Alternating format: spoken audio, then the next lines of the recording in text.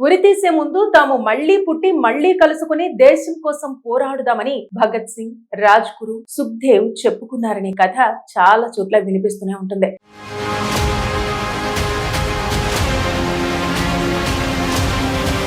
కానీ దీనికి స్పష్టమైన చారిత్రాత్మక ఆధారాలు ఏమీ లేవు. ఇది ప్రజల భావోద్వేగంతో పుట్టిన కథగా భావిస్తారు. కానీ వాళ్ళు చివరి క్షణాల్లో చూపించిన ధైర్యం మాత్రం వాస్తవం. అసలు వాళ్ళని ఎందుకు ఉరితీశారు?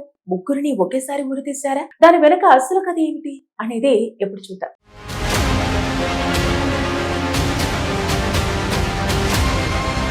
1928 బ్రిటిష్ పాలనకు వ్యతిరేకంగా దేశం మండిపడుతోంది. సైమన్ కమిషన్ కు వ్యతిరేకంగా నిరసనలు జరుగుతున్నాయి. ఆ నిరసనల్లో ప్రముఖ స్వాతంత్ర సమరయోధుడు లాలా లజపతి రాయ్పై బ్రిటిష్ పోలీసులు దారుణంగా లాఠీ చార్జ్ చేశారు. ఆ దెబ్బల కారణంగా కొద్ది రోజులకే ఆయన మరణించారు.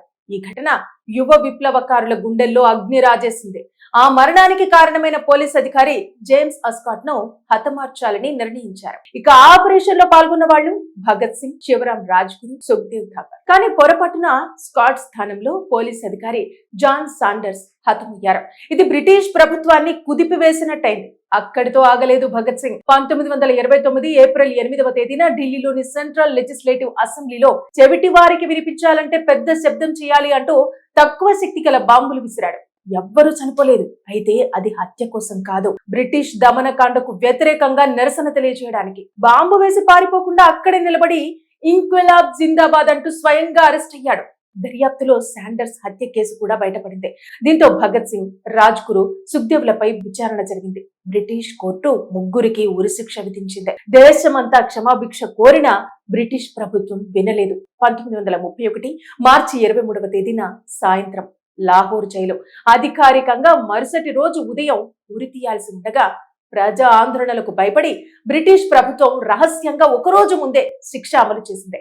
Execution of Bhagat Singh, Raj Guru and Sukhdev. అవును, ముగ్గురిని ఒకేసారి ఉరితీశారు. చివరి క్షణాల్లో వాళ్ళు నవ్వుతూ దేశభక్తి గీతాలు పాడుతూ ఉరితాడు వైపు నడిచారని అప్పటి జైలు సిబ్బంది వర్ణించారు. భగత్ సింగ్ చేతిలో అప్పటికి ఒక పుస్తకం ఉందని, చివరి వరకు ప్రశాంతంగా చదువుతూనే ఉన్నాడని చెబుతారు. ఉరితాడుని చూసి భయపడలేదు, దానిని ముద్దు పెట్టి స్వాగతించారంటారు. శిక్ష అనంతరం బ్రిటిష్ ప్రభుత్వం రహస్యంగా వారి మృతదేహాలను తీసుకెళ్లి దహనం చేసింది.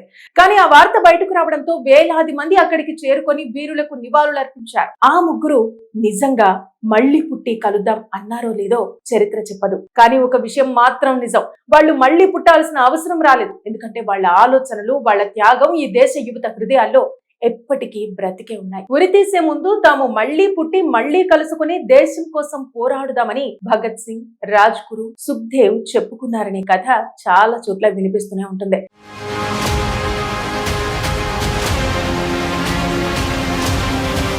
కానీ దీనికి స్పష్టమైన చారిత్రాత్మక ఆధారాలు ఏమీ లేవు. ఇది ప్రజల భావోద్వేగంతో పుట్టిన కథగా భావిస్తారు. కానీ వాళ్ళు చివరి క్షణాల్లో చూపించిన ధైర్యం మాత్రం వాస్తవం. అసలు వాళ్ళని ఎందుకు ఉరితీశారు?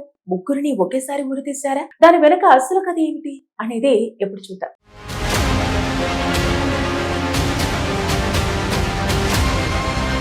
1928 బ్రిటిష్ పాలనకు వ్యతిరేకంగా దేశం మండిపడుతోంది. సైమన్ కమిషన్ కు వ్యతిరేకంగా నిరసనలు జరుగుతున్నాయి. ఆ నిరసనల్లో ప్రముఖ స్వాతంత్ర సమరయోధుడు లాలా లజపతి రాయ్పై బ్రిటిష్ పోలీసులు దారుణంగా లాఠీ చార్జ్ చేశారు. ఆ దెబ్బల కారణంగా కొద్ది రోజులకే ఆయన మరణించారు.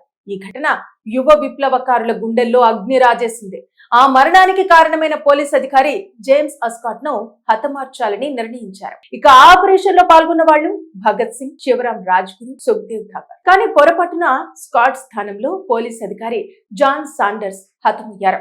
ఇది బ్రిటిష్ ప్రభుత్వాన్ని కుదిపివేసినట్టయింది. అక్కడితో ఆగలేదు భగత్ సింగ్. 1929 ఏప్రిల్ 8వ తేదీన ఢిల్లీలోని సెంట్రల్ లెజిస్లేటివ్ అసెంబ్లీలో చెవిటి వారికి వినిపించాలంటే పెద్ద శబ్దం చేయాలి అంటూ తక్కువ శక్తి గల బాంబులు విసిరాడు. ఎవ్వరూ చనిపోలేదు. అయితే అది హత్య కోసం కాదు, బ్రిటిష్ దమనకాండకు వ్యతిరేకంగా నిరసన తెలియజేయడానికి. బాంబు వేసి పారిపోకుండా అక్కడే నిలబడి ఇంక్విలాబ్ జిందాబాద్ అంటూ స్వయంగా అరెస్ట్ అయ్యాడు. దర్యాప్తులో శాండర్స్ హత్య కేసు కూడా బయటపడింది. దీంతో భగత్ సింగ్, రాజ్ గురు, సుఖ్దేవ్లపై విచారణ జరిగింది.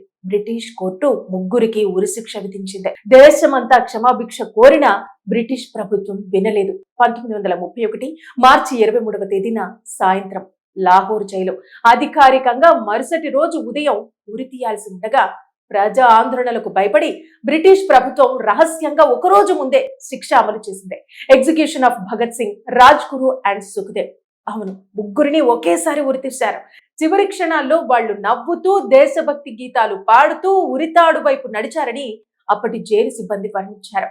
భగత్ సింగ్ చేతిలో అప్పటికి ఒక పుస్తకం ఉందని, చివరి వరకు ప్రశాంతంగా చదువుతూనే ఉన్నాడని చెబుతారు. ఉరితాడుని చూసి భయపడలేదు, దానిని ముద్దు పెట్టి స్వాగతించానంటారు. శిక్ష అనంతరం బ్రిటిష్ ప్రభుత్వం రహస్యంగా వారి మృతదేహాలను తీసుకెళ్లి దహనం చేసింది.